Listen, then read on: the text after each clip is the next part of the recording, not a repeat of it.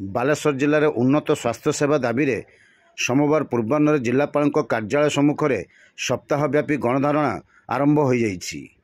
एथिरे 12 गोटी दाबी पूरण नहीं यही गणधारणा दि जाइछि बोली सूचना दि जाइछि। मेडिकल कॉलेज और हॉस्पिटल प्रतिष्ठा क्रियानुष्ठान कमिटीर साधारण संपादक प्रदीप दास एथिरे सभापतित्व करथिले। यही गणधारणा 18 तारिख आरंभ हो 22 तारिख पर्यंत सप्ताहव्यापी अनुष्ठित हेबो। एथिरे मेडिकल कॉलेज और हॉस्पिटल प्रतिष्ठा क्रियानुष्ठान कमिटी समेत विभिन्न सामाजिक सांस्कृतिक गणसंगठन यही गणधारणा सामिल होइछन्ति। दाबीगुड़िक मध्यरु फकीरमोहन मेडिकल कॉलेज हॉस्पिटल को पूर्ण कार्यक्षम करने, मेडिकल कॉलेज आनुषंगिक प्रतिष्ठान नर्सिंग और फार्मासिस्ट कॉलेज पई तुरंत घोषणा करने, फकीरमोहन मेडिकल कॉलेज 16 नंबर जातीय राजपथ सह प्रस्तावित संजोग रास्ता तुरंत निर्माण करने, डाक्तरी सीट 100 रु 150 को वृद्धि करने, चिकित्सा विज्ञान में स्नातकोत्तर शिक्षार व्यवस्था भुवनेश्वर भली करने, डाक्तर और स्वास्थ्यकर्मी मानकर खाली थिबा पदवी पूरण करने भली 18 दफा दाबी नहीं यही धारणा दि जाइछि।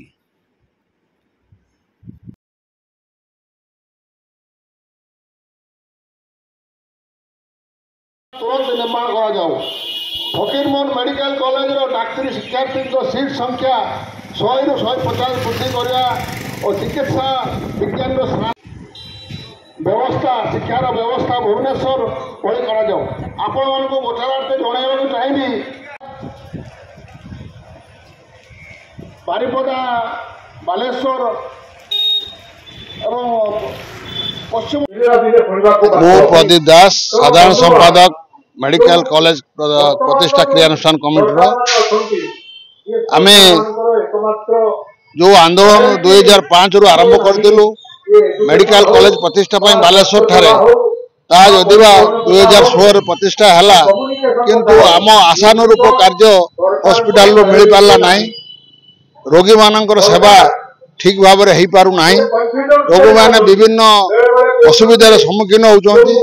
डाक्तर मानकर दुर्व्यवहार, स्टाफ मानकर जो नर्सिंग स्टाफ मानकर दुर्व्यवहार, फार्मासिस्ट मानकर अवहेला, ये सब विभिन्न असुविधा को आम आखि आगे देखला परे आम हृदबोध कलु जे आंदोलन बिना ये समस्यार समाधान हो पारिबो नाही।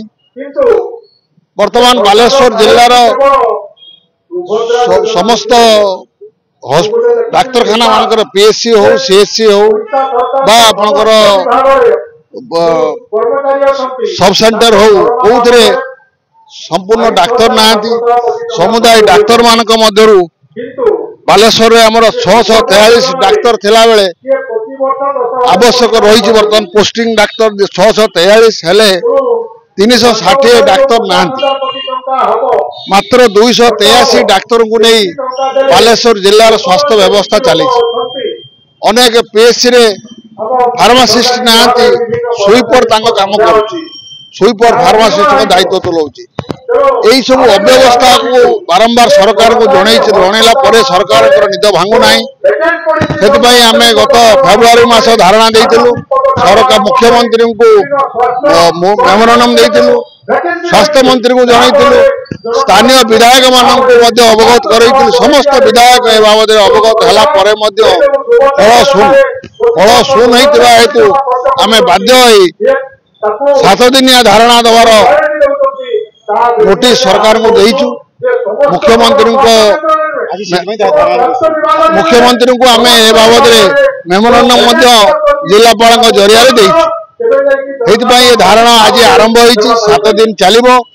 या परे जदि आमर समस्या बालेश्वर जिल्लार स्वास्थ्य सेवार समस्या समाधान न हुए तो पुणी आउ बालेश्वर बंद किंबा आउ कौन अवस्था को जीवा आंदोलन धारा को नबा ता परवर्ती समय स्थिर। धन्यवाद।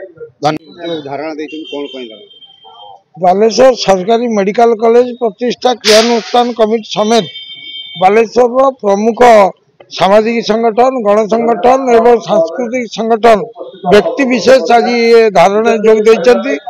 बालेश्वर जिलार स्वास्थ्य समस्या जो दुर्गति होती विरुद्ध में आम 18 दफा दाबी नहीं आज धारणा बसचु। ये धारणा 1 सप्ताह पर्यंत चलो। प्रतिदिन विभिन्न संगठन पक्षर मुख्यमंत्री उद्देश्य जिलापाल जरिया दाबीपत्र दिज्व मेडिकल कॉलेज को सब डिपार्टमेंट खोल जाऊ कार्डियोलॉजी न्यूरोलॉजी यूरोलॉजी गुरुत्वपूर्ण विभाग ये नहीं एवं तार सीट संख्या 100 ରୁ 150 को वृद्धि करा जाऊ विभाग नहीं एवं केतक विभाग प्रोफेसर ना 7-8 विभाग प्रोफेसर ना पदवी अच्छी कि ये जो कार्डियोलॉजी न्यूरोलॉजी यूरोलॉजी ये डिपार्टमेंट खोला ही नहीं तेणु आम कहे गुरुत्वपूर्ण विभाग गुड़िक खोल जाऊ एवं डिस्ट्रिक्ट हेडक्वार्टर जो वैकेंसी सब अच्छी हेडक्वार्टर हॉस्पिटल एवं प्राथमिक स्वास्थ्य केन्द्र मान से गुड़ाक पूरण कर सैटेलाइट सेंटर जो ओपीडी 2 दिन हो 7 दिन कर 300 शज्या विशिष्ट सैटेलाइट सेंटर कार्यक्षम हम यही सब स्वास्थ्य संपर्कित 18 दफा दाबी नहीं ये धारणा चली सप्ताह व्यापी चलो आज प्रतिकूल पाग सत्वे बहु लोक जोग 25-30 संगठन बालेश्वर जिलार आम 4-5 दिन भर जोग देवे आज बालेश्वर सिविल सोसाइटी आसी वरिष्ठ नागरिक मंच आमर वकिल संघ आसी सहायक गोटे संघ महिला समुख्य नारी नेत्री मैंने निशा निवारण कमिटी ममता महापात्र तेणु आज बहु सामाजिक संगठन आकीरमोहन साहित्य परिषद नेतृवृंद अच्छा रिटायर्ड एसोसिएशन कर्मकर्ता अच्छा तेणु ये प्राय 25-30 संगठन आम संगे रही शेष पर्यंत।